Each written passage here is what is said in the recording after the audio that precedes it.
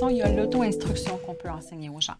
Donc, comment se contrôler soi-même, comment se rectifier soi-même, comment se corriger, etc. Donc, comment se confronter. Fait que, oui, comment s'auto-évaluer, mais comment se confronter, comment se contrôler. Donc, par exemple, ça fonctionne très bien avec les troubles anxieux, notamment. Ou les gens qui ont une tendance à la culpabilité ou à l'auto-accusation, fait tendance un peu dépressive, là. Je suis pas bon, je suis bon à rien, j'aurais pas dû faire ça, c'est toute ma faute, je suis un loser, je suis un faible, bon, etc., etc. On veut venir enseigner le, OK, à quel moment tu peux faire, wow, stop, pause. Ça suffit. 1 minute. Donc, blablabla, 1 minute. Et là, moi, ce que j'aime beaucoup enseigner aux gens, c'est appelle-toi par ton petit nom, parce que ça fonctionne très, très bien. Faites juste penser quand vous dormez. Puis là, vous dormez, puis ou vous essayez, l'inverse, vous essayez de réveiller quelqu'un. La personne est couchée, elle dort, vous essayez de la réveiller. Et puis, allô? Dors-tu? Puis là, on brasse un peu. Et là, il faut juste dire son nom.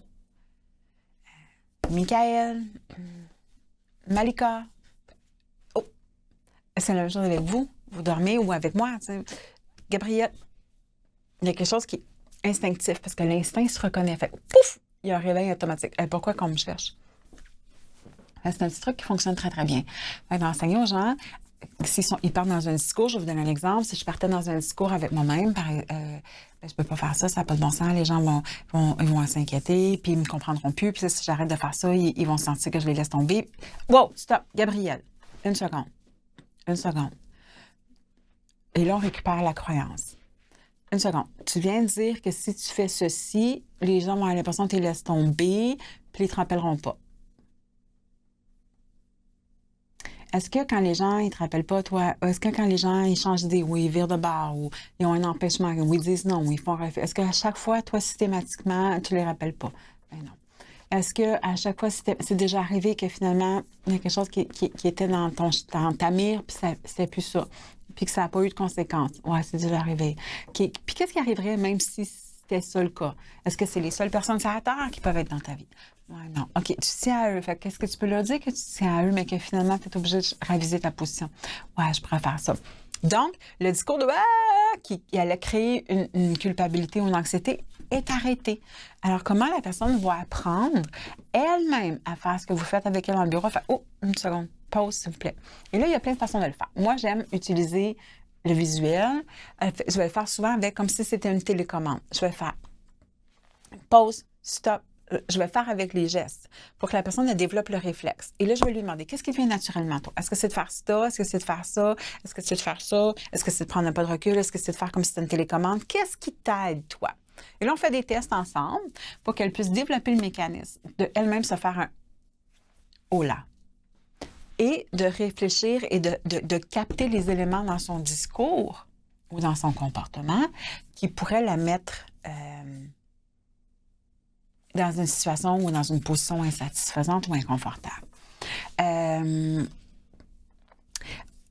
C'est très aidant, très soutenant quand on veut modifier un discours interne et aussi quand on veut changer de comportement. Fait que, par exemple, les troubles alimentaires. Là, on va vous emmener dans un bloc. Vous avez un bloc, là, en tout cas, ceux qui font de la formation intégrale, vous avez le bloc sur aussi l'alimentation, la nutrition.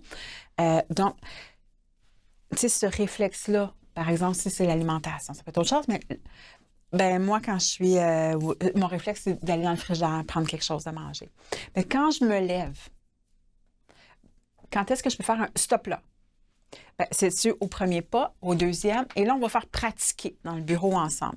Okay, imagine que tu étais... Puis là, on reproduit une scène. Donne-moi un scénario concret.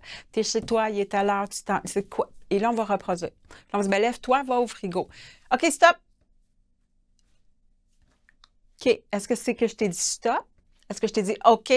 Est-ce que c'est le fait que tu as mis un pied? C'est quand, là, que tu as arrêté de faire ton mouvement? Et là, on va répéter et répéter et répéter. Et là, la personne va elle-même développer. Et là, on va lui faire faire. Elle marche, stop! Et à un moment donné, on va être capable de le reproduire. Et là, on va aller chercher le discours interne. Et là, c'est tous des mouvements comme qui vont faire en sorte qu'il y aura un élément nouveau dans le déroulement. Fait que ce soit un déroulement dans la tête ou que ce soit un déroulement dans les comportements, on va les mettre comme un bâton dans la roue. Et ça, on veut que la personne, elle apprenne à le faire par elle-même. Elle met son propre bâton dans sa roue. Et là, elle peut prendre un pas de recul. Et quand elle prend un pas de recul, elle peut aller dans une autre direction. Donc, elle peut confronter ce qui est en train de se passer dans sa tête ou elle peut faire marche arrière. Elle peut physiquement faire marche arrière. Elle fait un pas de recul, elle recule comme ça, puis elle dit, OK, je vais peut-être aller faire ceci, je vais peut-être aller faire cela. Je vais ouvrir l'armoire à la place. Ou je vais aller marcher. Je vais me rasseoir. Je vais changer ce que je suis en train de faire.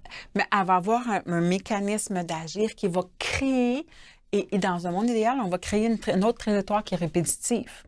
Les troubles alimentaires, vous allez voir ça dans la section sur l'alimentation. Mais on va venir créer quelque chose qui devient une nouvelle trajectoire automatique, mais qui est constructive et satisfaisante pour la personne. Donc, l'auto-instruction, ça fonctionne très, très bien. On est beaucoup dans le comment s'intercepter, puis se confronter soi-même, puis se donner des conseils, se rassurer, se faire changer de direction soi-même. On continue.